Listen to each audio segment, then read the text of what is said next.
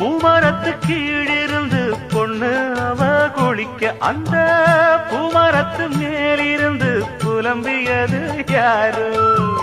கன்னி மனசு ஒன்ன நினைக்கும், தன்னந்தனியே எண்ணி தவிக்கும், பொன்னை எடுத்து அள்ளி கொடுக்கும், வண்ணக்கனவு அள்ளி தெளிக்கும். கூறப்பட்டு சேல அம்மா கூட ஒரு மாலை வாங்கி வரும் வேளை பொண்ணு வாசமுள்ள சோல.